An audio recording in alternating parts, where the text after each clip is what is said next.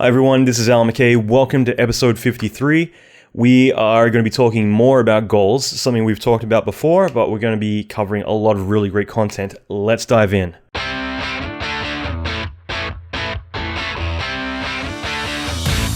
Welcome to the Alan McKay Podcast. Alan is an Emmy Award-winning visual effects artist and mentor to many leading industry experts. Listen in as Alan talks with other industry leaders in film, video games, and visual effects about their experience, lessons, and methodology. Alan will teach you pivotal advice to fast-track your career, better your skills, and reach your ultimate dream job. Check out the latest episodes on alanmckay.com. Okay, so first of all, happy holidays to everyone, and I hope everyone's having a great week, getting to drink some eggnog and go to some Christmas parties or whatever you're doing in the world. Now, this episode is going to be pretty intense. Actually, I'll admit I'm kind of knocking this out last minute. I've been working on this for the past couple of days, but brutal month, and I've got some really cool episodes coming up. And this one I thought was really important because I wanted to cover a lot more about goals and setting goals and also a lot of kind of bad habits we have set around them.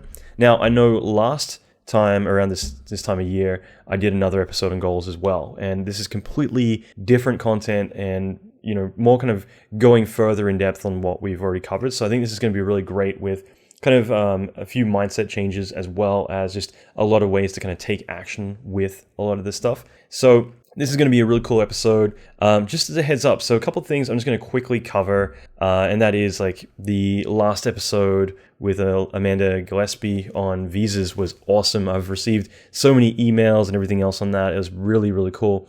I want to do a follow-up on that, and this is more a lot of stuff that I want to talk about in regards to visas because I wanted to kind of more let the expert talk and let her do her thing, but there's definitely a lot of stuff that I want to kind of chime in about as well, more specific to my experiences as well as other people's, as well as there's a lot of questions people had, and I felt like at the time some might have been the most appropriate or spot on for what I wanted to cover at the time, but definitely, if you have any questions about visas, anything like that, I already have like a lot of Facebook threads that I started that I'm going to be following up on. But you know, also leave a comment in the show notes. So if you just go to www.alan, there's 3 W's, right? .alanmckay.com/53 and leave a comment in there. I'm going to try and address all of these this week. So next episode, I'm going to be doing, I keep referring to myself as a mixed bag, but it's basically going to be a lot of different stuff. So visas being one thing, as well as a bit of a review of my year and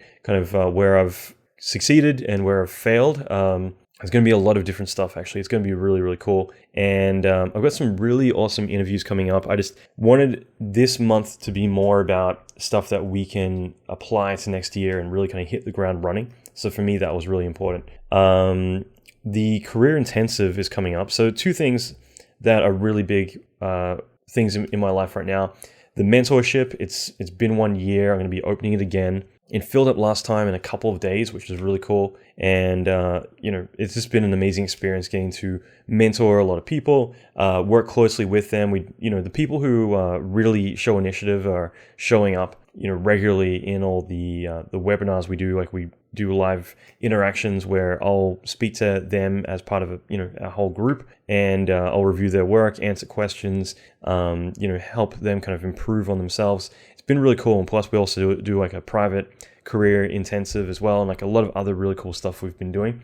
So that's been really awesome. I'm going to be launching that next week. I plan to do it this week, and I basically made a decision Monday that I'm going to push it back 1 week just because I want to make sure that, you know, I've got everything ready to go and we're all ready to going to hit it hard rather than kind of rush things. And that was just one of the things that with everything on my plate, wrapping up for the end of the year, I just didn't want to neglect anything.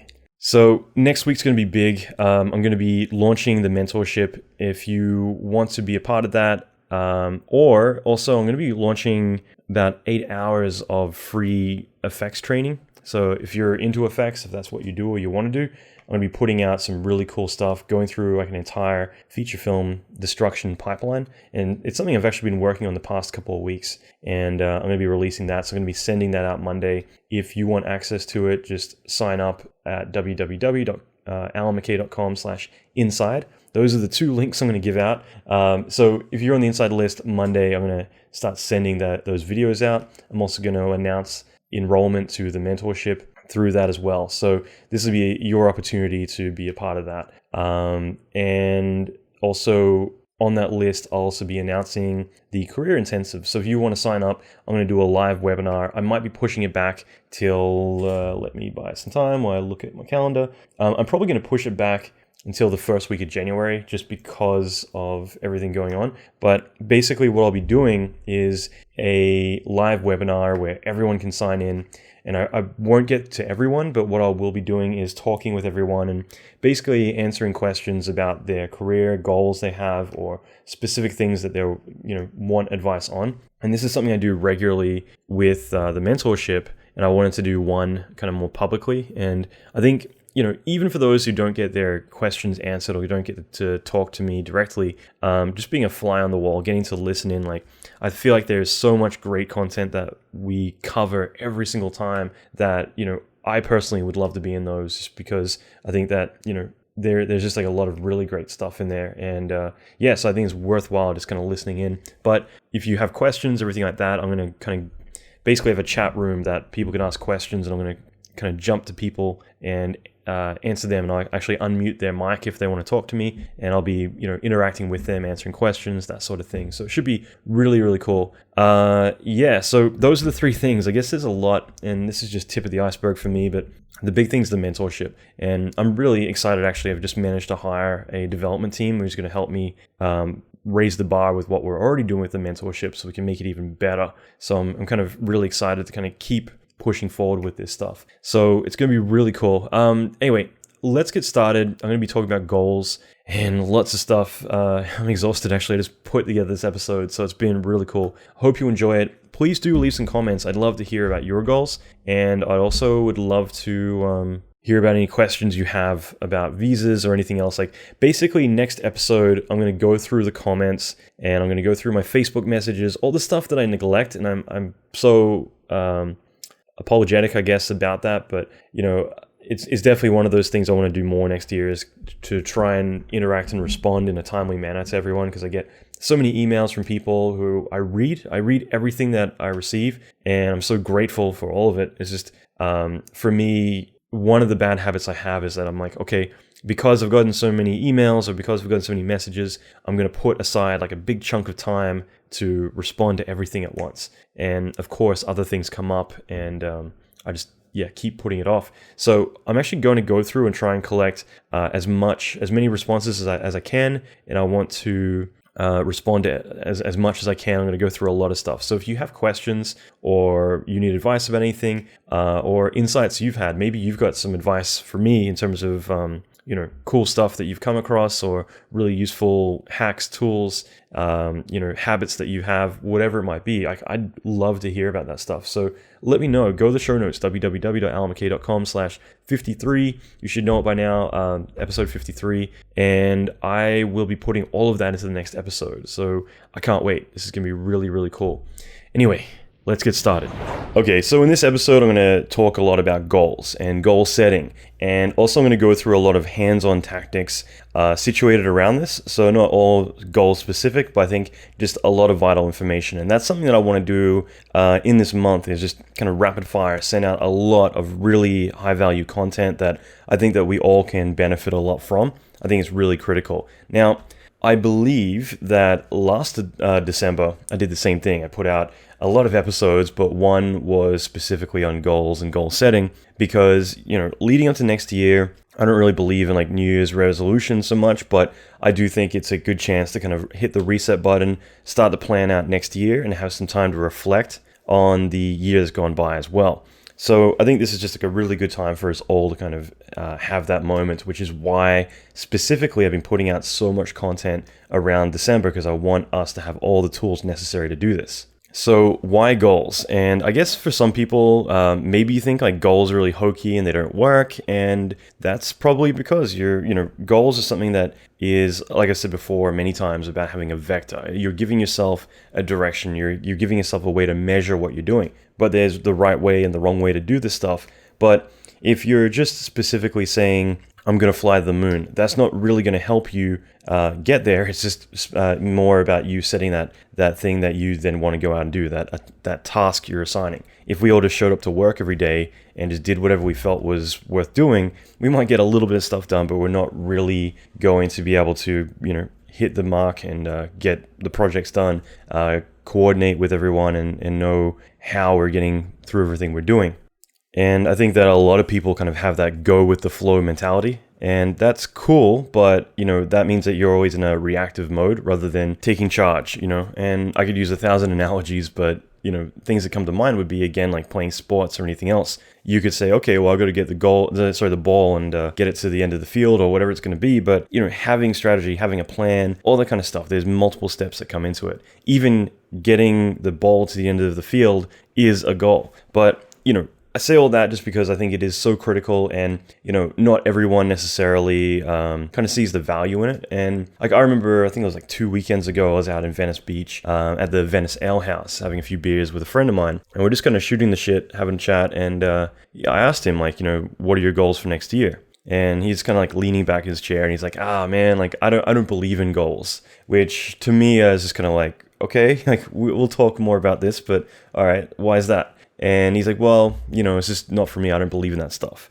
And after, a little bit, he's just like, well, I guess if I had a goal, it would probably be to launch this business that I want to do. And, I want to take a bit of time off to do that. And, I'm like, okay, and what else? And he's like, well, I want to take some time off at the beginning of the year. I'm hoping that I don't work Christmas, or I was hoping that, and then I'm hoping to take some time off next year, like a couple of months, to work on this business. That was the point where I'm like, okay, we had this exact conversation a year ago where you're like, I want to take some time out over Christmas and just chill out. I remember he worked New Year's Eve, so obviously he worked the entire time. And then, he told me that he wanted to take a couple of months off to work on his business. And lo and behold, a year later, that thing that he's still like, yeah, I want to do that, because he hasn't set any steps in motion, it's just a pipe dream. That's like saying, I want to work in feature film, but I'll get to it. That's what I want to do.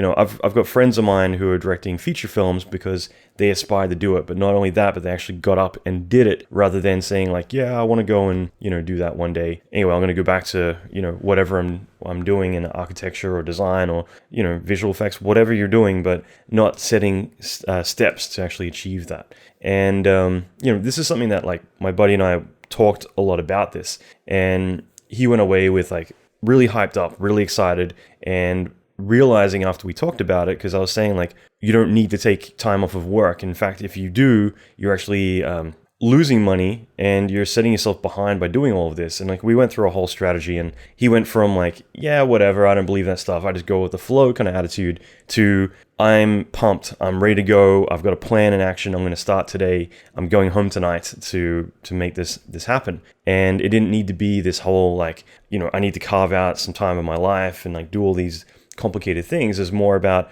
okay, now I've got a bunch of goals, I've thought about this and I've broken it down, now I know what I need to do, and he's going about doing it.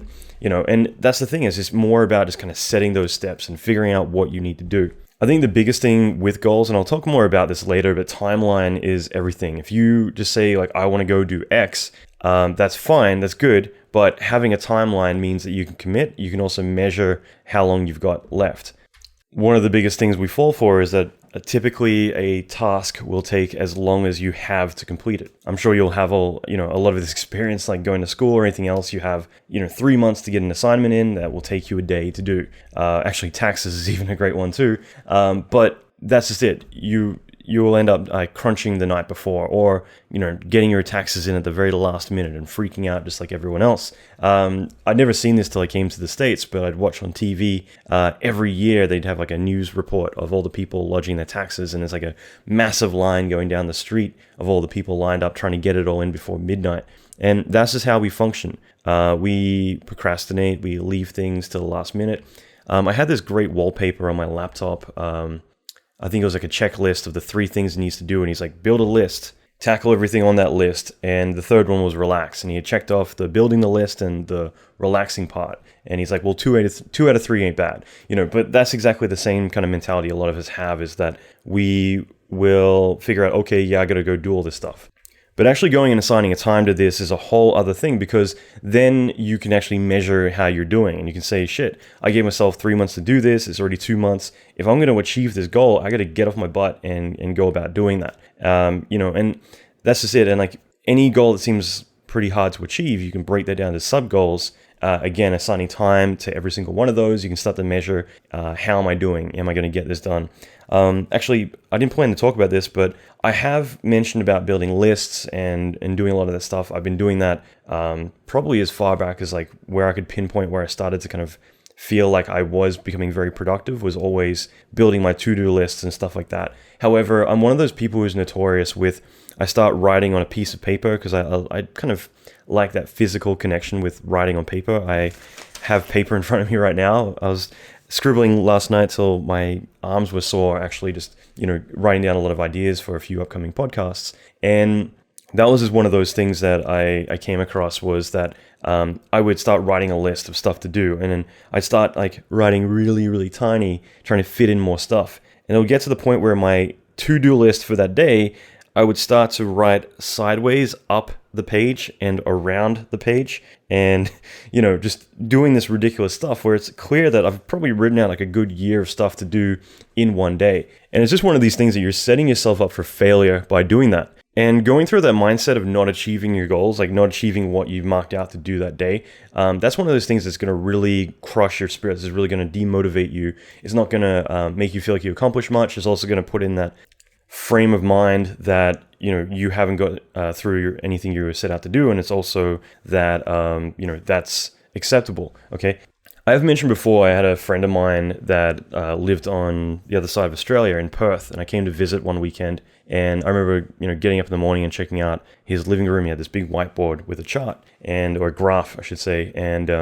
I was asking what it was, and was basically his success rate of making sure that he wrote down everything that he wanted to accomplish that day, and then whether or not he actually did. So the whole point was to keep it consistent, rather than there being any mark of like, yeah, I wrote too much and I didn't get it done. And I always thought that was interesting. It's not necessarily something I've applied, but I like the mindset that he's not only going and putting up a bunch of stuff to get done, but he's also kind of forcing himself to make sure he's consistently able to keep that graph steady, rather than it being like, okay, I failed today and I got to start, all over again. Now, whenever we do mark stuff off our list, this is a proven fact that our body does produce dopamine. In other words, we feel good from being able to accomplish something. Okay, so every single time you check something off that list, hell, even thinking about it right now, it makes me feel happy. But that does make you feel happy. It makes you feel like you've accomplished something. And you don't want to rob yourself of that, So again, if you're checking stuff off the list and at the very end of it, you're like, but I didn't get to all this other stuff. That again is robbing you of getting to feel that self-accomplishment. So one thing that I started doing recently is just more out of the sake that I kept building these lists and I'm just setting myself up for failure, was I started doing this every day. And it's not like some new amazing technique that's out there. It's just, I just found that by doing this for a couple of days, just because I thought it would be fun to try and figure out a way that I can write down everything I need to do, because I think it's very important to be able to dump everything that's on your mind onto a piece of paper. That way it's there. It's not going to go away. Unlike my Evernote and Notepad files that are all over my computer that get lost, paper for me, I can easily dig through it. And I can cross through it all the time. But for me, dumping it all there means that, okay, great. Now I don't have to remember all this stuff anymore. And so I wanted to be able to do that, but I also wanted to realistically be able to plan my day properly. So what I would do, and I'm going to give the simplest version of this, but I would basically draw a line down the middle of the page, if you must. And on the left side, I would write down everything that I want to accomplish that day. Okay, so let's see what I actually wrote down, if I can find the piece of paper underneath all my other notes. But for me, today, I've got a shoot later in the day I've got to prepare for. So that was one thing in actually doing the shoot, stretching my spine because I've had some back issues more recently. I'm getting ready to launch the mentorship, recording the podcast for this episode. I'm planning the rest of my week because it's coming up to Christmas. It's getting pretty busy, and documenting that whole process. And, there's a lot of other stuff. I'm upgrading my network at the moment. I got to hire a couple of artists, a lot of email I need to do, and some branding stuff I need to take care of, and planning the next couple of podcasts, sorting out a lot of old training content of mine that I've got literally at this point a couple of thousand hours of content, and not much of it is actually published. So I want to kind of go through and see what cool stuff I have that I can maybe share with you guys. And there's just a bunch of other stuff, some more training for the mentorship, and groceries, gym, a couple other things. So that's my to-do list for today, and it's pretty long. And here's the thing: what I did is I basically, on the left side of the piece of paper, I would go through and I would list each and every item that I needed to take care of. And once I've done that, I've dumped it on the paper. I don't need to think about it ever again. Okay. The next thing that I do is I assign time to each and every one, and I'm not going to be stingy,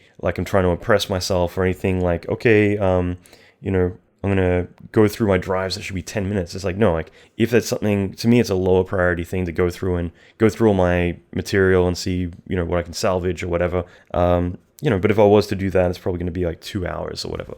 Okay. Give myself a good amount of time to do something, because shit happens. And it mightn't even be the fact that, whatever you're doing may go for longer than you anticipated, or you might get distracted, which again, you should try and avoid. But on top of that, other things might happen. Phone might ring. You might realize, like I did yesterday, oh shit, it's Christmas and I haven't bought anyone's Christmas gifts, and I got to mail them all over the world, like Australia, Canada, and other places. All this stuff kind of comes up, and that is a task that I might say, go and pick up an item and mail it. That's like an hour. It's like, no, that's a good 3 hours right there. So, when you take into consideration everything. So these are all things I just want to mention. It's just like, you want to be generous with your time, because like I said, you don't want to set yourself up for failure, but at the same time, you want to position yourself for success. In other words, if I get everything off of my list, and this is what's been happening lately, this is why I'm mentioning it, because I went from like 0% getting shit done, I'd never ever be able to get everything off my list, to frantically adding more to my list, which was awesome. I felt like, what else can I do today? Because I've already gone through everything and it's only 3 p.m. Okay. So that's just it. You want to set yourself up where it's like, it's better to be able to add more to your list than to feel like, well, I didn't get to this, and this. So I try now to not set myself up for failure. So everything on the left, I would write it all down. I would assign time to it. I would basically say, prepping for the shoot isn't long.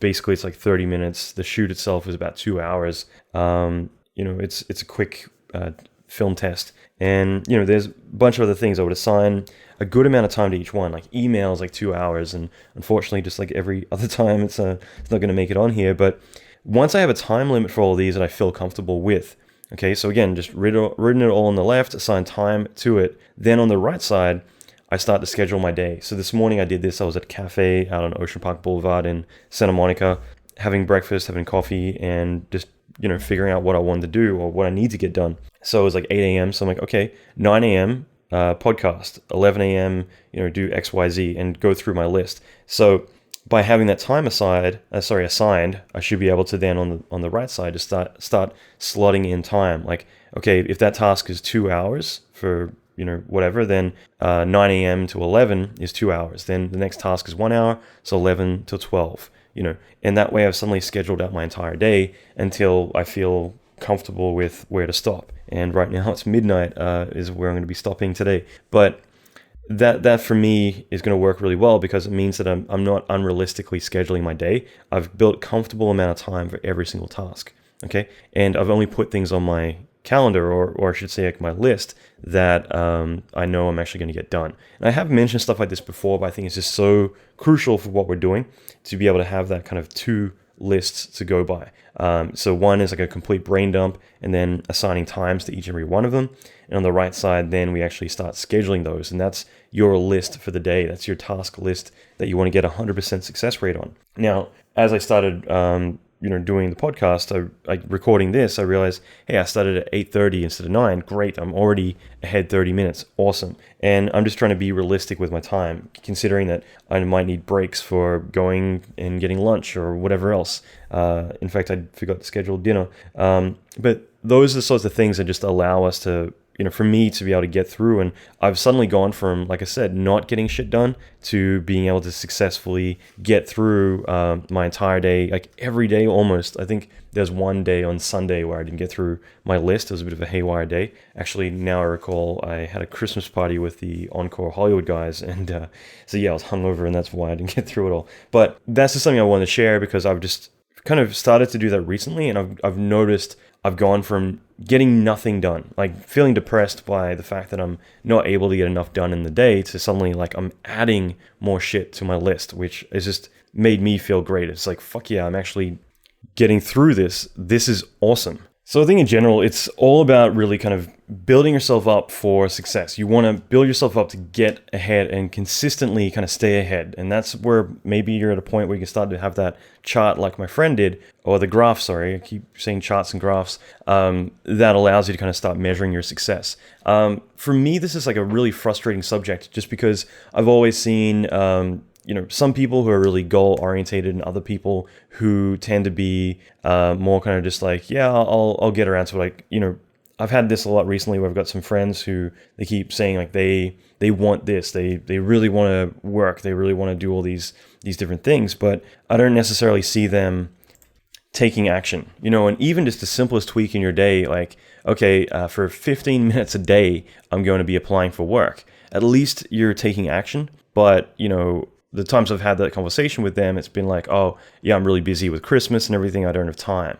Okay. And, it isn't necessarily even about like, okay, I'm not going to, try and line up work for this week. It's more make those contacts, like reach out to everyone and say, hey, in the new year, I was looking at switching careers. I was looking at switching to a new place to work. Or I'd like to line something up for next year or whatever. But 15 minutes a day, if you could fire out 3 emails a day just to get work, that 15 minutes that you say I'm too busy, getting ready for Christmas and family stuff or whatever it's going to be, that can be a complete game changer, because you at least know that not spending that 15 minutes, you're not going to have a job lined up. So if you keep saying like, all I want is to work, and you're not taking action, then you're pretty much able to tell exactly what's going to happen next year, because by not doing anything, by not spending that 15 minutes to go out and start applying for work, you're guaranteeing that the situation will be that you won't have work lined up for next year.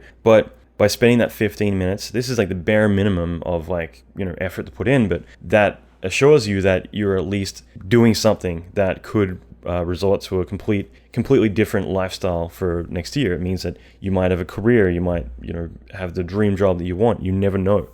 And, obviously from there you can take it further, but that is the bare minimum. It's just at least doing something to work towards that is better than nothing, because nothing means that for a fact what the outcome is going to be. So one thing I wanted to kind of jump on is going to be the fact that a lot of times when we want to do something, there's always a reason. We always have that reasoning in our mind, our inner critic basically telling you not to do it. Okay, that's the person, or in your head that's basically saying, well, I want to do this, but you're not good enough, or you don't have time for this, or you're just not ready, you're going to fail, whatever it's going to be. And that is that part of you that doesn't like change, that wants you to go with what's consistent and what's safe. In other words, let's say not spending that 15 minutes firing out emails, what the outcome is going to be. It's not necessarily a bad outcome, but we're trained at this point through thousands of generations basically to say, okay, well, if I don't do anything, in other words, if I know what the outcome is,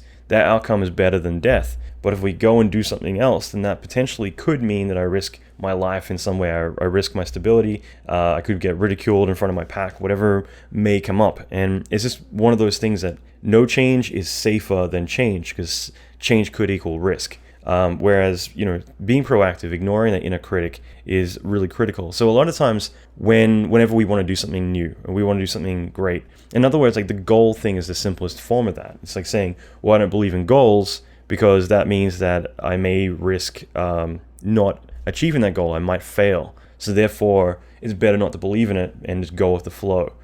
Whereas if you're like, you know what, I'm going to set a goal and I'm going to achieve that goal. If I fail, then it means I got to get back and try and do it better. I always think that we have all these obstacles, and we need to find a way to not look at them as ourself. Like, don't interpret it like, okay, you cannot do this, but rather look at these as additional goals we need to squash. Like earlier this week, that test shoot that I mentioned, for a bigger shoot that I'm doing, I just need to go out for 2 hours and do something. Part of me the other day was like, well, I don't want to go out by myself rather than with like a crew of people and do this, because if it's just me by myself, and there's other people around, I'm going to look like a weirdo doing all this stuff. So, for me to actually get to that point where I'd even figured out like what is stopping me, because I'd look out the window, I'd get ready, then I'm like, I got too much to do, I'm going to go and get other stuff done and put it off for, another time. That was one of those realizations where I'm like, hold on a minute. And this is only this morning. I'm like, why am I doing that? Like, what's going on? And it's actually because I'm like, well, I guess like there's other people going to be around, and it's not like I'm going out for a proper shoot where it's like you got a sectioned off area, everyone knows what you're doing, so it's kind of validated. In other words, when you're out by yourself, you're doing something that's not the norm, and so other people, or at least in your head, other people are going to be looking at you, which no one gives a shit, okay? Especially in LA. I think the beginning of Beverly Hills Cop, when Eddie Murphy like drives through and everyone's like so freakishly weird and dressed all strange. It's just like, yeah, like everyone's so weird here, but no one bats an eyelid. That's normal. So you got nothing to be worried about. But that's, again, that inner critic where for me to even get to that point where I realize like what's really going on, to rationalize it, that was a big step. And I'm like, okay, now I know what that is. That to me is a goal. It actually made me want to do it, get out today and get this done. Not only because the actual shoot's in a couple of days, but because I realized what it was, and I'm like, well, that's stupid. Now I want to go and do it, because that reason is not a valid reason. And I think that's such an important thing, is to figure out whether or not like your obstacles are actually rational ones, or just ones that you're setting on yourself. And you might even realize you're doing this at the time. And on top of that, like, I do think it's just so important that you have those situations, because it allows you then to make that a goal, in terms of like, well, maybe if I'm being self-conscious about other people looking around or whatever it's going to be, then that makes me want to be like, okay, well, that's a goal. I want to go and do this now, so I can realize like when I do it, you know what, like no one gives a shit. No one's looking at me. It's not a big deal. And I'd rather go and do it 10 times now to kind of overcome that and make myself feel comfortable in that situation, because all those irrational things that we worry about, like no one cares. No one but you cares about this stuff. And so being able to figure out if something's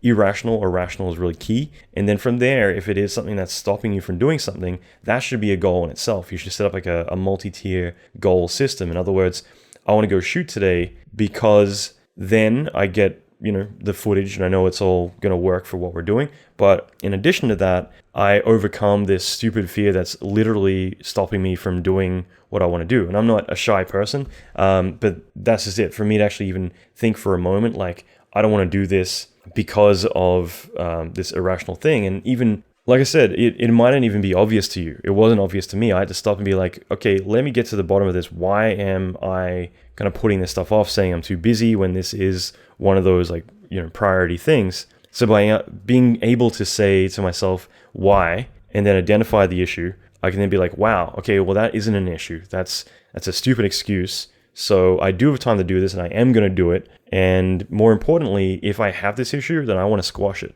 I want to do this 10 more times, so that way I'm more comfortable doing it, and therefore I'm never going to have to run into this issue again. So if you're afraid of interviews, and I've mentioned this many times, go do 100 interviews. You don't need to take the job. You might be happy at your job, but go do those interviews and get comfortable in that situation.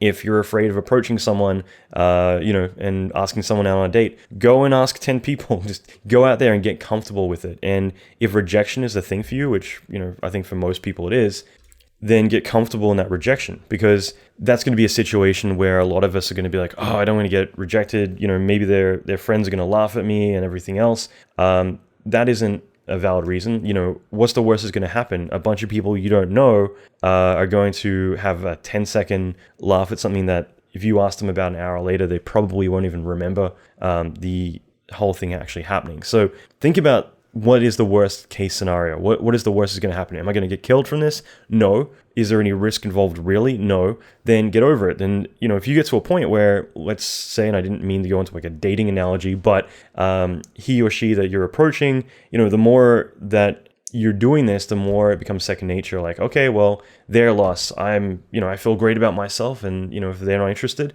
fine. Or a better way is to look at, okay, well, what did I do wrong? And it doesn't mean necessarily you are doing anything wrong, but it means that the more you do something consistently, maybe you're not going to second guess yourself because you become more comfortable. So, the first few times you do something, and again, I think it's hilarious that I'm using this analogy, but the first few times you might do something, you might be really uncomfortable. And because of that, it really projects in your persona, the way you talk, the way you're acting, your body language. But the more you're doing it, the more you're not going to be thinking about that, the more you're not going to be a stiff-bodied person who's talking a million miles an hour and looking away all shifty. So having that persona and getting that comfortableness around that situation instead of the fear of rejection, you can start being yourself. And maybe then they're not going to be as defensive or standoffish because they actually get to see you as you rather than you as this, hi, how's it going? You get what I'm saying. So, whatever the situation, and I mentioned these because, like I said, I had an irrational thing that I only kind of validated literally a couple of hours ago at like 5 a.m. I was like, wait a minute, why haven't I done this yet? And I think it's such a crucial realization for all of us, if you can catch yourself in it, to say, what the hell? Like, why is this going on? Why do I always get tense when my boss walks by? I actually had that when I was younger, where I would have like producers come by and I would always like minimize what I'm doing or whatever, and it always look like I'm hiding something, and it makes me look like I'm being unproductive and not working or whatever. And so whereas if I was just comfortable doing what I'm doing, then if I'm able to validate it, then they're gonna feel validated as well, like that whatever I'm doing is fine. But if I'm kind of quickly alt-tabbing to back into my program like Photoshop or whatever, then that says like, oh, like what's he hiding? And those kind of create that like, well, if you feel like you're hiding something, they're going to feel that too. It's just stupid stuff that we do. But if you catch yourself doing it, and it's like, no, like, okay, I had YouTube open. I'm allowed to have YouTube open. Gonna continue, I'll pause this and talk to the producer, whatever, instead of like freaking out. Because you're creating those situations, not anyone else. And most of the time, no one gives a shit. They're walking by. It's only when you do something, in the background that, when you act on this, that other people are going to notice. So like another example is whenever I launched a mentorship, I get people kind of say like, wow, that sounds really awesome, but I don't have the time, or I'm too busy, or this, which I was really surprised about, I'm not good enough to be in it. Okay.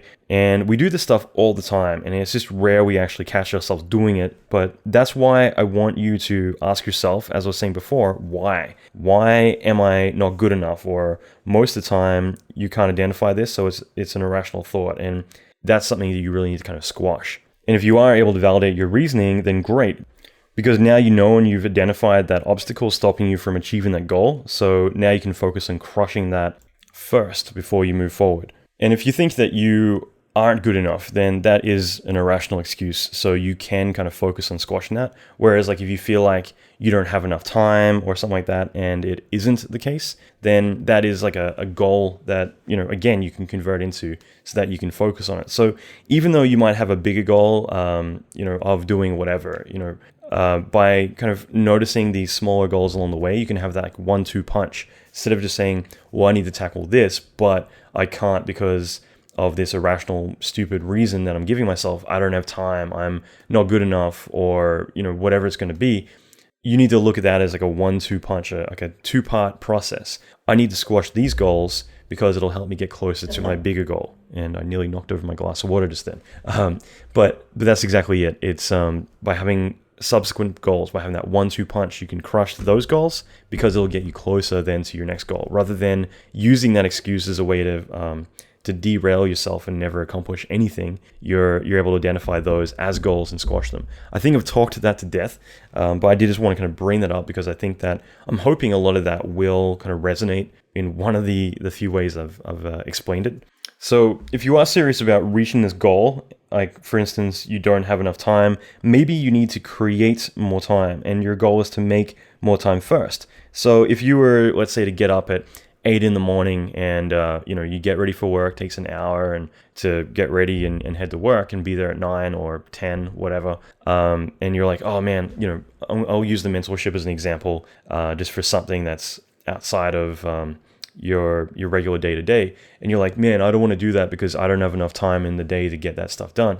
Well, that's bullshit. Like, I've already had like a bunch of people from like everything from juniors all the way through to supervisors who are in the mentorship who have really busy lives, and they've managed to make that all work. So that's a situation where it's like, okay, well, I don't have enough time in the day. Well, maybe if I just simply got up at 6 a.m. instead of 8 a.m., I'm able to get an extra 2 hours into my day. In addition to that, rather than spending my lunch break, hanging out with my buddies or whatever this month, then maybe instead this month I'll spend that hour, doing the training or sitting in some live classes or, live reviews, stuff like that, whatever it's going to be. But like, simply making a slight adjustment in your daily schedule, you've created an extra 15 hours in the week without changing anything that you're doing, without missing out on anything or having to change your schedule up. You're getting up a 2 hours early, big deal. And just do that for a couple of weeks and just see, like, for 2 weeks or whatever, and to see how much it's impacted your life, having that additional time to actually do something that is going to give you a lifelong skill set. So whatever it is, you want to go to the gym, you want to learn a new language, you can actually do a lot of stuff and start to be proactively changing your life without actually changing your routine, other than getting a few extra hours to, created for you that you can do so much more with just like this tiny little sacrifice of like, 2 hours or whatever of your day. Like if you're going to sleep at 11 or 12, whatever, 6 a.m. is freaking plenty of sleep. So, those are just the simple little kind of mindset changes I think we all need to make. And this is essentially allowing you to achieve your second goal. So, let's say that you wanted to, I guess I'll use the mentorship, but like, you wanted to supervise or get your reel together or, learn this new skill set by making first your goal to start getting up 2 hours early every day. You've created 15 more hours in that week, or 10 hours depending on whether you include your lunch breaks. But the point is that by doing that, by simply having that little tweak, that could be one of your goals. Like for the next 2 weeks, I'm going to get up at this hour. And then that gives you, rather than it being like, I don't have time as an excuse, you've made that an irrational obstacle that you can crush. So you have a 1-2 punch. One goal is to start getting up 2 hours earlier, and that will allow you to have time to do the next goal, which will give you the skill set that you need to get the new position or the $10,000 pay rise or whatever it is that you're going for. Okay, so just think about that. Like whenever you find those irrational obstacles, crush them, make that a goal to get to the next goal. So just adding that extra step to the goal-making process to overcome the reason why you can't keep moving forward. Okay, so end of that whole discussion, I swear.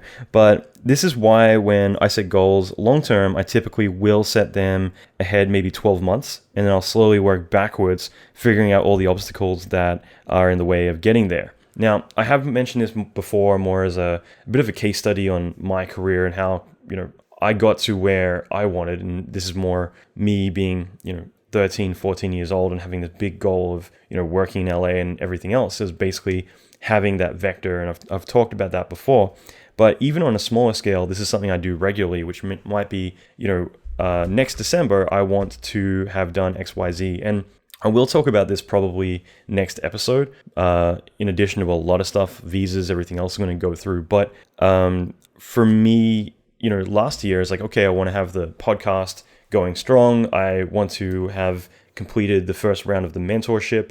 I want to have worked on a couple of things. I want to have all these other goals situated around that. And for me, being able to set those goals and then be able to kind of step back and be like, okay, now let me construct how exactly to do that. I think that works really, really well, just to basically say 12 months from now, this is where I want to be. And then it's like, well, for me to get there, 6 months from now, I need to have accomplished these key things to be able to get that going. And then, breaking down further, it's like, okay, well, for me to get to that 6 month goal, where do I need to be in 3 months? Like, what do I need to have had done so that way I could get to the next step? And maybe some of these times it's, squashing those irrational fears that we have, or other things such as I don't have enough time, leading to getting to do this training or whatever, going and doing a course on lighting and going and speaking to a bunch of people about getting the opportunity to work on set so you can get some experience doing that. So that way the next step is that you can begin to apply for a position that requires you to have on-set experience, like whatever steps there are that work your way towards being able to do what you want to do. But by doing that, suddenly I have a step-by-step recipe on how to do it over 12 months, obstacle by obstacle, until I hit the end goal. Okay, and I think that is the key thing here, is to have those steps broken down enough, from the big 12-month goal to the 6 months to the 3 months. So that way I have this step-by-step recipe on exactly what I need to do, and I just need to start checking those things off. And that's where we have our daily list of stuff that we start checking off. And if there's things that we procrastinate about, that becomes an extra step. So you have this progress that you're marking off all the way through till 12 months, where you can look back and be like, holy shit, I fucking did it. I got through this year and I actually did everything I set out to do. And I feel great about that. Now I'm hungry. I want to do it all over again next year. What do I want to accomplish now? Think about where you could be in just a couple of months from now till then, just by kind of setting out these plans.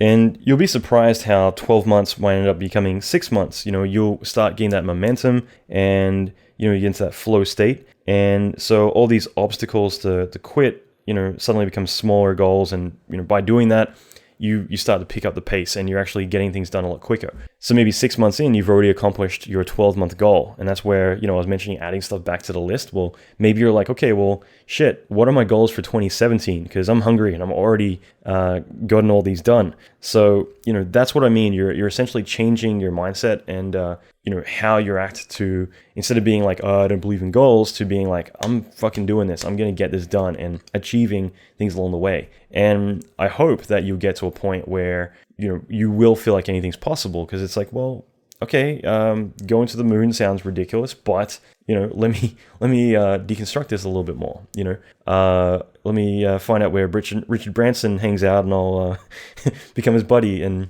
see if I can get on the first flight. I'm just kidding about, and that's actually one thing I will talk about later, is kind of, unrealistic goals necessarily, but that is just one of those things that, by having the success rate that you have, it makes you realize, like, shit, I can do anything. I just need to break it down into tangible steps, and then all of this stuff is possible. And the most rewarding thing is you're going to look back and realize, like, the old you would have been like, I can't do that. But now you've kind of like proven to yourself that, shit, all this stuff is easy, okay? You just need to have a recipe for doing it, and it takes, a couple of minutes to figure all that stuff out, but you're not the old you anymore. So that's another thing that I want to bring up, is like, we all have 2 arms, 2 legs. We're all built the same. There's nothing I can do that you can't. There's no excuses, just goals to hit and to keep moving forward. When you are trying to validate something, a reason to do something, but you're feeling less motivated and want to build those excuses to put off something, kind of like to a later date or give up, there's something called the Dickens technique, which is, rather than build motivators, like, and I'll use this again, but like, if I were to do the mentorship, I would gain a new skill set. I would make myself more irreplaceable at my job. I could earn, that $10,000 that I want. I can become, basically get my dream job, whatever, your tasks you're going to set out are going to be. Like I said, those are all motivators, but instead you could try, instead of looking at what opportunities you're going to miss out on and what you're not going to be able to do in 6 months. So if I don't do this because of some irrational reason that I'm making up in my head, here's what will happen by simply doing nothing. By not taking action, in 6 months, I'll still be in the job I don't like. I'm going to have that gut feeling that I'm wasting my life or my opportunity, that I'm throwing away my dream job. I'm going to wake up with that dread every single day that I'm going into this job that I don't enjoy, and that I haven't created any job stability. So I'm in a situation where I could be laid off any day because I'm not taking action. So by not doing this thing, I'm going to not get that pay rise of $10,000. So simply by not taking action, not only will I be wasting the next 6 months and maybe the next few years, but I'm risking my my life, my happiness, my job. I'm throwing away $10,000 by doing nothing. I will, lose $10,000. Okay. So suddenly it seems a heck of a lot easier and way more rewarding to take that simple step of action than to sit around on your hands and let that opportunity go by, right? So I just want to think about that for a moment with like the whole Dickens approach. And rather than saying like, hey, I want to do this thing because, then I'm going to get that pay rise. I'm going to get this. It's going to be great. Those are motivators, but a lot of us are more driven by fear. Okay, so there have been psychology tests where people have been, either offered $5, okay, or they've been given $5 and then asked to give that money back. Okay, and people are more irrationally motivated by losing money than gaining money, and that applies to everything. We don't want to lose things, but the motivation to gain it mightn't be as big a thing because, again, it's that change, and most people don't welcome change. So that mindset switch of what I'm going to miss out on by not doing this thing. It's like, okay, I'm going to sit on my hands, and I know I've already said it, but I just want to really hammer this in. By not doing anything, I'm going to lose $10,000. I'm going to put my job at risk. I'm possibly going to be, unhappy and waste my life away. Go as drastic as you can make it. My partner's going to leave me because they're going to see how depressed I am, and it's going to reflect on our relationship, and my whole world's going to come crumbling down. I'm going to be living on the street. Whatever, it takes to make you realize like, wow. So by doing something about this, just by making this small change, I'm going to get all this stuff. I'm not going to lose all this stuff. Okay, that is something that's a huge motivator, and I think in a lot of times, it can be the thing. Like that's I think also why a lot of us leave our things to the last minute. It's like, okay, I got to go pay my taxes, so that way it's off my list. Man, that's not really going to push you, but it's like, okay, now it's I forget the tax cutoff date. It's like April 24 or something like that, April 10, somewhere in April over here. But whenever it is, I've got to get that done because otherwise I'm going to get fined and possibly go to jail. That is a motivator, okay? So look at what you could be missing out on, but also, what could happen to you by not taking action. I think that is a really strong motivator, and like you've got to figure out what pushes you, how you respond. Some people are going to love that, like, wow, I want to get that so that way I'll have the freedom to do all these amazing things. Other people are going to be like, I need to get that because otherwise all the bad shit's going to happen, or I'm going to miss out on all of these things because I didn't take action. So lastly, if I ever lose my path or, I need more reason to do something, I like to play a simple game, which I heard on a random podcast. I can't remember who mentioned it necessarily, but it was just a way of wording things so I can. Using those words actually can be really, really intriguing because you allow yourself to kind of validate things through actually kind of asking yourself to give reasons. So it's really simple, but like I could say, I want to go to the gym. And it's like, man, I don't want to go to the gym. But by playing this game, it's like, I want to go to the gym so I can get in shape, so I can look good, and so I can feel good, so I can attract the opposite sex, so I can go on dates, so I can be happy, so I can, have kids so they can pay for me when I retire when I'm really old. Whatever it's going to be. But like, it allows you to kind of trick yourself into maybe knuckling down to, what your real motivator is, and at least gives you a dozen reasons why. I want to get my passport so I can travel, so I can see the rest of the world, so I can feel like I've lived a lot, so I can enjoy all these different lives, different places, so I can feel like I lived when I get older, or, whatever. I don't know why I keep saying, the long term here, but, doing that simple thing, it was one of those things for me, it clicked. I don't think it's something that's going to change my life applying this, but I do think at times it might be a really good validator. Like, I need to get up early so I can get more done, so I'm not working really late hours at midnight every single night. Okay, that to me makes a rational reason why to get up early. It's not because I want to get more shit done. It might be just because that way I'm not at work at midnight anymore. Those are sorts of things that I think are really critical, and that's like an irrational way to do it. I always find like, if you try and talk to yourself and find reasons, you're putting that kind of focus on something, you're not going to be able to come up with a reason. Like, I had some stupid phrases a girl I used to sit next to, and I forget what I used to say, but yeah, that's right. I used to sit next to this English girl, and we always used to say a stupid thing. I think we were both like zoned out working away, and I'd always say something stupid like, "How you doing?" And she'd be like, "Okay." And it was like really dumb and goofy. But one of these days, like, I just remembered like turning to her like, "What do you always say when I say that?" Like, really stupid conversation. But when I asked her like, "What's that thing that you always respond with?" because it just kind of popped in my head and I couldn't think of it. She's like, "I can't think of it either." And it's because both of us are kind of consciously thinking about that issue. And because the more you're focusing on it, the more, you're kind of freezing up and unable to kind of think of the answer. So I decided to wait, a good 10, 15 minutes till she was off guard. And then I did the same thing again. And then instantly she responded. And then we both looked at each other like, okay, I know what you're doing. I know what it was.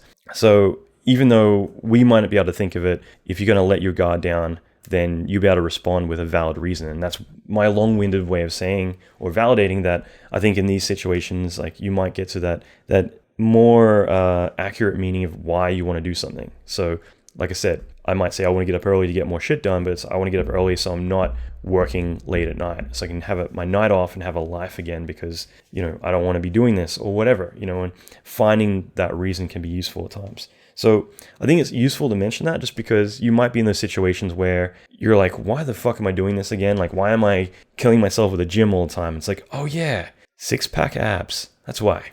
Okay, back to it. Finally, I'm getting to the end of this, but another thing I've actually wanted to talk about since pretty much episode 1 of this podcast was SMART goals. And this is a system for being able to kind of validate your reasonings behind something. Like, you don't just give yourself goals. By doing that, you're setting yourself up for failure. I think it's like, let's say with New Year's resolutions, I think it's like 25% of people fail New Year's resolutions within the first week, and then 60% within 6 months. And the average person, will have the same New Year's resolution for 10 years in a row. There's a couple of great books on SMART goals, but all in all, I mean, if you Google it, I think you're going to find just enough information about it. But it's just essentially more of a mindset. So SMART is an acronym, so specific, measurable, actionable, realistic, and time constraint, or, whatever you want to put there. So basically, when you're setting a goal, like if you want it to be something you can achieve, it needs to fit this acronym. So in other words, being specific, okay? So let's say you wanted to go learn, matte painting, okay, or swimming. Let's say matte painting, you wanted to go paint in film. By setting that as your SMART goal, so specific, by saying learn matte painting, that's not specific, okay? By saying complete let's say the Gnomon matte painting for dummies course by February 1st, by putting in 60 minutes a day over the 4 weeks, that's specific. That's something that is actionable. It's something you can work with. So in other words, you don't just say, I want to go learn to swim. You want to say, I want to, you start out with an actionable item. So you say, go to the pool 3 times a week for 45 minutes, or swim 45 minutes 3 times a week for 6 months. Whatever it's going to be, that is a specific goal, okay? Whereas measurable, again, like saying lose weight, that's not something that's measurable. Saying lose 20 kilograms, okay, that is measurable. Like lose 35 pounds, whatever it's going to be, that's measurable. That means like, have I accomplished that yet? Because like losing weight, you get down to 50 pounds and be literally just bone, that's not something that you can measure. Like, have I lost enough yet? So, if yours was to like, earn more money, that again is not measurable. Earning 10,000 more than I did last year, or earning a 15% raise, whatever it's going to be, that is something that is measurable. Okay, so hopefully this all makes sense, but like actionable. Okay, so SMA, actionable. Again, talking about the steps that you're going to take. So in other words, with podcasting, it might be put out 2 episodes a week. So that's an action. That's something for me to do to take action to actually get this goal accomplished. So one could be more healthy. That isn't actionable, whereas it might be run 3 miles 3 times a week. Okay, that's actionable. That is something you can do to accomplish this goal. Okay, so again, that is simply just carving out a specific item that, okay, if I do this thing on, as my actionable item, then I'll be achieving the goal. Okay, rather than, like I said, being vague, like be more healthy, that is not actionable. That is not how are you going to be healthy. Okay, by saying run 3 times a week, 3 miles, that is actionable. realistic, you want to be realistic with your goals. Okay, you don't want to set expectations where you're setting yourself up to fail, like I mentioned before. So let's say my goal is to win the NBA basketball championship. That is probably, well, that's definitely unrealistic for me. So that is not a realistic goal. Whereas, let's say, win an amateur game or, shoot 10 3-pointers in a row. That's something that is realistic. Like, that could happen if I work hard and I practice really hard. I could maybe do that. You need to set your expectations by setting realistic goals. The whole theme of this is that, let's say my goal was to double my salary within 1 year. Okay, maybe that's possible. Not all of us that's going to be possible right away. So maybe setting a goal of increase my income by 20% within this year. Okay, that is something that is probably a lot more achievable. Okay, but it doesn't necessarily mean that you don't have those bigger goals. Like I said about the 12-month mark and working backwards to 6 to 3, you can have the 1 year goal, the 3 year goal, the 5 year goal, and 1 year might be 20%, whereas 3 year goal might be to have doubled your salary. So that way you look back, it's like, okay, well, I was earning 50,000 3 years ago. Here I am actually on 150,000, so I've actually tripled my salary. Okay, you can kind of look at that momentum, and so not everything needs to be right away. Not everything needs to be instant. You can have those bigger goals. Like I said, maybe not the NBA basketball championship, but realistic goals that might be a little bit out of your reach. That's fine, but for now, set realistic goals you can achieve. And keep in mind those bigger, more bombastic ones for later. But for now, set your goals to be realistic so that way you can achieve them. So 20% within a year, great. And like I said, it's better to cross stuff off your list and add more on, whatever. That applies here as well, where it's better if you hit 40%, even better, rather than set it too high and fail. So time constraint. So we've done SMART, so specific, measurable, actionable, realistic, and then time constraint. So in other words, simply adding a time constraint to anything makes it more achievable. So like I said before, lose 35 pounds, that is not something that has a time constraint. It's like, okay, well, lose 35 pounds, yeah, I'll try and do that. A year goes by, it's like, yeah, I'm getting there, I've lost 2 pounds so far. That is not a time constraint, okay? You want to apply a time limit to this, so that way you can gauge when you need to do things. Remember I said before about taxes, for anything else, you'll always leave it to the last minute because you know when it's due, and then you take action there. Whereas here, you've got the measurable, the actionable items, and they're realistic, so you can achieve them, so you have no excuse.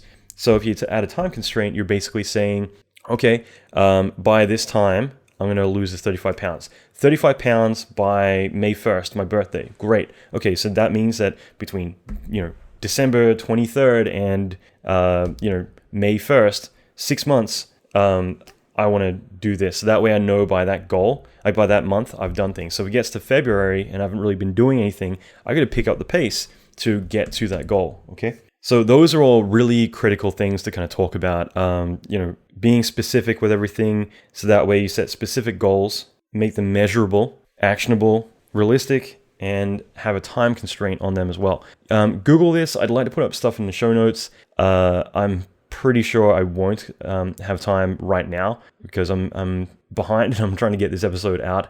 This month has been insane, but SMART goals, it's very common, but I think this is, in my opinion, and actually many people that I respect who are very goal driven, this is something that a lot of us do rely on. And initially, like I'm not good at following acronyms.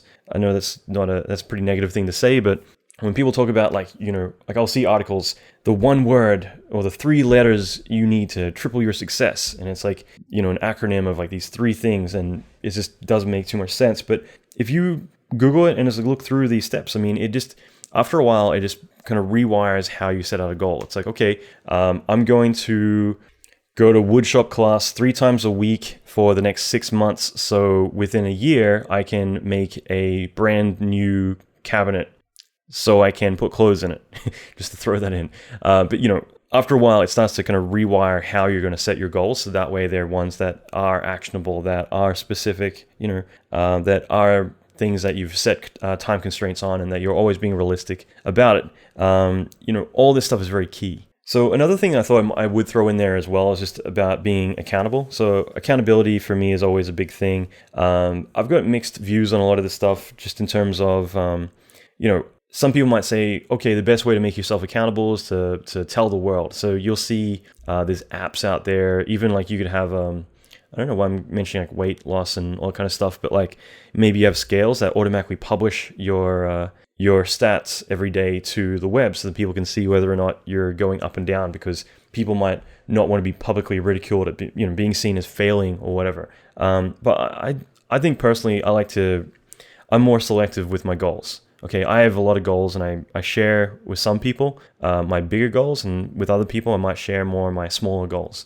Okay, I don't need to go and tell everyone what I hope to be doing a year from now or 3 years from now.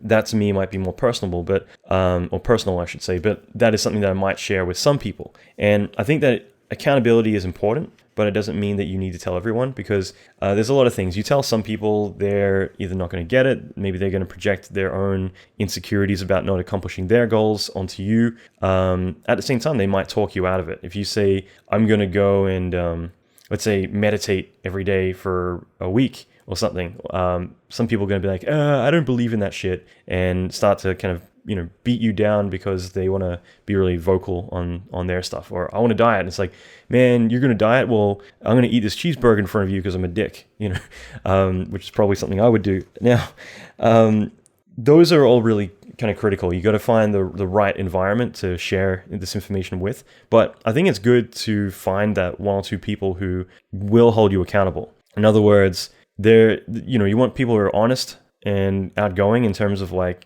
kicking your butt. I'm definitely one of those people. I bust people's balls when they say they're going to do something and they don't. Even if it's one of their goals, I'm like, how's it going with that? I used to do this, actually, a couple of guys, like really close friends of mine, I would meet with them once a week, and I would just basically sit with them and say like, okay, so how's your goals going for this week? Because we met up last week or yesterday, and you said you're going to get all this stuff done by the end of the day. So how'd you go with that? And they can outline like, okay, well, I kind of messed up here, but this was really good. I'm like, okay, great. Well, what are you planning to do tomorrow? And by having someone that you need to report to, you're more likely to get that stuff done, rather than being like, whatever, I'll get to it later. So I think sometimes it's really good. You can have like mastermind groups that you go to where each month, and I've done this from time to time, and I think it's really effective. You would meet with other like-minded people who are similar to you, similar goals, and you would say, okay, well, this month, I want to launch this thing. I'm trying to finish up these projects, and I'm hoping to make X amount of money, whatever your goals might be. And each month you would come back and you would report what you're going to do to each other, and mention what you're going to be doing next. And maybe if you're in a situation where you're not quite getting to the mark that you want, everyone, because again, you be selective. You don't just go into a room with a random bunch of people. You find people who are similar to you.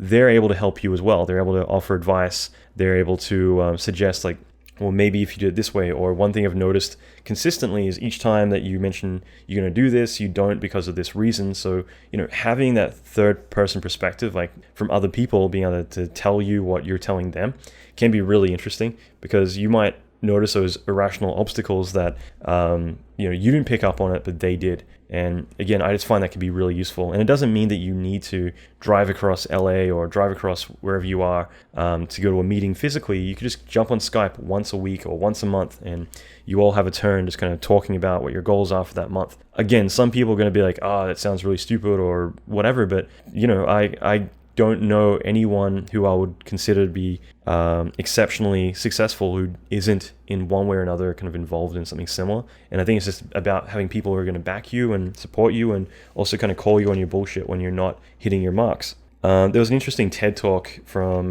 Derek Sivers, who was talking about never mentioning your goals to other people, because I guess it's more of like that dopamine effect that I mentioned before. You would essentially, by announcing that you're going to do something, you would kind of get that mental feeling of accomplishing it by announcing it. And so I thought that was kind of interesting, just because I can make sense of that, where you're like, I'm going to go do this. And it's like, now I've mentioned it to the world, I can sit back and vast in my greatness, instead of being like, okay, when I do it, I'm going to announce like, hey, guess what I did? and people are going to be like, wow, that's great, instead of people saying, wow, that's great, you're going to do this. And then you're like, yeah, I don't feel like I need to do it anymore because, I kind of had that mental framing already happened. So I'm good. I got my dopamine hit and I can move on. So one thing I'd love for all of you to do for next year, again, I don't necessarily dig the whole New Year's resolutions theme, but like I do think it's very key to have goals, and I think now is a good time to kind of take action and do it.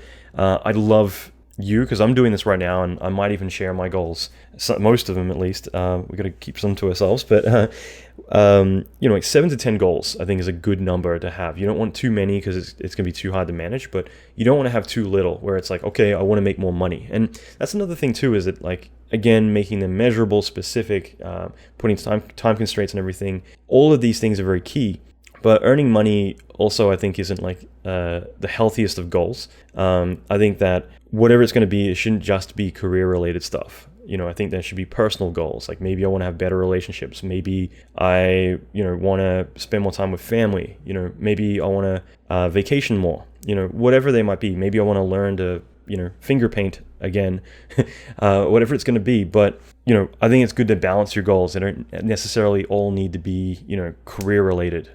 They need to be ones that are more about getting more fulfillment in your life and everything else, because otherwise there's going to be a massive imbalance. And I find I have that a lot, and I'm sure everyone else does too, where I might get too obsessed with work, and then I look back, and I'm doing that right now. This is the first Christmas I've spent in a good couple of years where I'm spending it by myself, and I'm kind of having that, especially because I'm working so much right now. Occasionally I have that nostalgic hit of like, I'm all alone in this big house and working crazy hours and everything else, and not getting a chance to really spend time with anyone else. And I definitely am neglecting my friends a bit too, which I don't feel good about either. So I think it's good to kind of get that balance with everything. But again, in your goals, having like 7 to 10 goals is a good amount of stuff, and make them, healthy life goals, not just career goals. One other thing I thought I'd just throw in here, but like the mere fact, and I'm actually going to read this with my shitty handwriting, but that I wrote last night, but the mere fact of writing a goal down increases the likelihood of achieving that goal by 42%. That's not taking action or any further steps, just taking the first step by making it a physical goal on paper. So Dr. Gail Mathers, I believe it is, from Dominican University, California, wrote that after having, I think it was like 267 around that respondents who she worked with on this test. So that is something that I think is a really valid thing to kind of look into, though, is just the fact that you don't necessarily just have a goal like, okay, I'm going to go and I'll make it a SMART goal, but it's just all up in my head. By writing it down, it's on paper, and just by doing that, you've made it a physical thing. There is a piece of paper evidence of you doing it, and I think just going through the steps of doing that is so valuable. I want to start to wrap things up. I just want to say, like, who cares whether you accomplish everything, so far in your life, or whether you haven't done anything, like if you feel like, okay, well, I haven't really done much in my life and I can't do much, like, fuck all that. Now, I think it's such a, that's why making December such a big thing for me. Is just more about like, I did it last year as well. Is it's so critical that band together, set your goals. If you want to share these on the comment section, I will reply. I'm going to make it a big goal of mine that in the next couple of weeks, I'm going to be replying to every single comment I can, and or at least a set amount that is possible. So I should make these a bit more measurable. 10 comments a day. But I definitely will read through these. I'd love to kind of work with everyone on their goals. I'm going to be doing the career intensive pretty soon. But I think it's so critical for all of us that we do set new standards for ourselves, in the new year, that we basically band together now and say, fuck it. Like, I don't care what I've done in the past. I don't care if I was really successful. I don't care if I was a failure. Now is the new me. Now is the time where I want to step up and I want to get this shit going. I've got goals that I want to do, and I want to make sure I can do them. I've gone through these steps that Alan's talked about, so I know they're realistic goals and I can measure my success, and I know some steps I can do, such as accountability, everything else. So the only thing now to do is actually go about doing them. And if there's obstacles like I don't think I'm good enough, or whatever bullshit excuse there is, that is a chance for you to say, well, that in itself is a goal. I want to go squash that. Okay, this is something that, one of the only things in the world that really bothers me and gets under my skin is when I see people who've got so much potential and they want things. It's not like they don't have that foresight to want to do bigger things, but then they don't go and do it. They're like, yeah, I really want this. This is driving me nuts. one thing I've heard a lot recently is I really want a job. Like all I want is to have a job. I don't care about it being an amazing job. I just want to get my first job in this industry. It's all I care about. If I have that, I'll be happy. That's all I want. But they're not taking the steps to go and make that happen. Instead, they just kind of find excuses, or they have that drive for 10 minutes or 15 minutes of the day that just drops off, and they're never actually taking action with their goals. And that's just it. This is a chance now where you can kind of step it up and say, okay, that might be the old me that, I'm not good enough or whatever else, but the new me, as of today, I've got my recipe. I know step by step what to do. There might be a shitload that I got to get done, but it's doable. It's realistic. I've set these goals, and I know for a fact that if I do this, if I follow these steps, then I can get through these by 12 months or whatever you set out. So I've got no excuse other than just to do it, to shut the hell up and do it. Reward yourself along the way. If you hit it hard all week long, you're getting up those 2 extra hours early every morning, and you're skipping your lunches a couple of days a week to focus on these important things. Reward yourself. On the weekend, sleep in, go get a massage, do whatever you want, and that way you're gonna have that gratification of feeling like, you know what, I did all this, and now I deserve to have this time to myself. Now I deserve to spend a bit of money, drinking or hanging out with friends or doing whatever the hell it is that I do, playing video games, whatever, because I earned it. Okay, rather than like, I shouldn't be doing this, I should be working right now. There's nothing more satisfying than being like, yeah, this is my reward for killing it all week long. I get to now sit here and, I've been at the gym every single day. This is my cheat day. Fucking bring on the third piece of cake. I'm going to be drinking it with beer, and I'm going to be washing it down with a milkshake.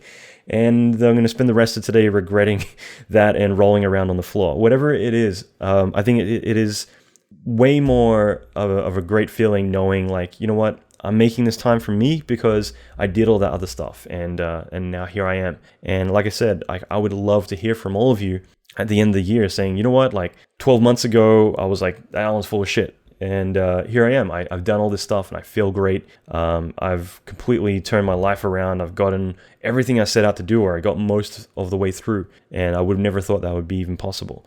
I would love to hear that. And for me, like I've got my goals, and even in the last year, looking back, it's like I feel great that I've done everything I set out to do. And for me, these were all bad habits that for the longest time I would take on too much work. Like I said, saying no was a big one for me, and to actually do it was even harder. And there is definitely a few times I've tripped up and taken on stuff that I shouldn't have, but other times I've taken on the stuff that I was really passionate about. And in the last 12 months, it's completely changed my life entirely.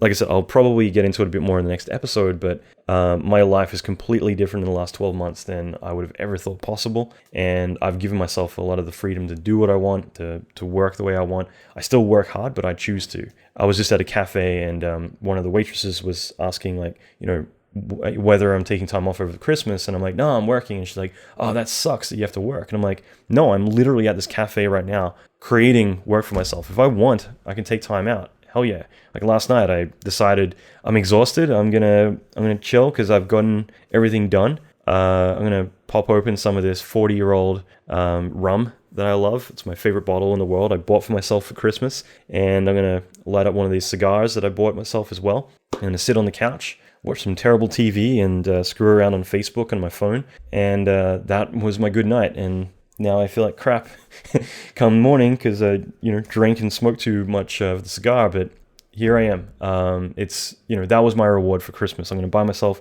a bunch of cigars from Lone Wolf Cigar Store in Santa Monica, and I shipped my favorite bottle of rum from New Jersey. There's a place over there. I found it to be like $100 or $150 cheaper than anywhere else in the world I've ever bought it. So I've been buying from there for the last 10 years. And yeah, so that was my reward for saying good job and getting some time out for myself. So I'm going to leave it there. There's so much more I could go on about, but for me, I wanted to recap on an episode that I did last year on goals. Again, this is completely different to that episode, but I think for me, every December, like there's a goal right now, is that next December, I want to put out, 4 or 5 more episodes on building ourselves up and getting ready for 2017. I really think it's a critical time for all of us, and that's why I've themed all of these episodes. And I hope that this has been beneficial, and I hope that there's some of this that you can take away and really start to apply right away to what you're doing. As I mentioned, there's a couple of things coming up. I was going to be doing the launch for the mentorship this week, and I decided to push it back by a week. And the old me wouldn't have. And I think for me now, it's like, no, I want to make sure everything's lined up and I can do it all right rather than rush things and screw it all up. So I'm taking the time to kind of do things perfectly. So that's one thing I'll be doing Monday. Is I'm going to be sending out 8 hours of a brand new video series. So if you're on the inside list, or if you want to get this video series, just go to www.alanmckay.com/inside, and I'm going to be sending that out Monday. So it's 8 hours, like maybe 3D isn't your thing or effects, but this is something specific to the mentorship that I want to do. And that's going to be 8 hours of like thinking particles, 6 destruction pipeline, like similar workflow to what you see in movies like San Andreas and Transformers, stuff like that, as well as Fume Effects 4, all that kind of stuff. So it should be really cool, basically just blowing stuff up. And I'm also going to be doing a career intensive next week as well. So if you haven't signed up to the list yet, I'm going to be sending out emails next week about that too. So actually, it might be a little bit after that, but it'll be around that time. And so those are 2 big things that are coming up, and definitely check them out. If you're on the inside list, you'll hear all about it very, very soon. I'm going to leave it there, but I hope everyone has a happy, safe holidays. Hopefully you get to spend it with your loved ones and people you care about. And I'm going to be all responsible and say don't drink and drive. Uber if you have that in your country. And I hope next year we can all hang out. I'm definitely going to be doing a lot more talks, such as the Paris one in March. I'll be posting more info about that soon, and a couple other things. So I'd like to meet some of you guys and girls and get to have some drinks and shoot the shit wherever we are in the world. So, I definitely will be posting dates of places I'll be traveling to. Again, another big goal for me is I want to definitely start getting out more. I really wanted to go home for Christmas this year to Australia, but unfortunately that won't be happening. But I definitely want to go back to Australia next year at some point. I want to visit Argentina. I've been wanting to do that for several years, but instead of going, I went to ILM at the time. So I kind of postponed it over and over since then. Brazil, plenty of places. So those are all things for me. I want to start getting out more and living a bit more. And, hopefully I get to meet a lot of you people along the way as well. So I'll leave it there before I become any more tongue-tied and dehydrated. Thanks for listening, and happy holidays.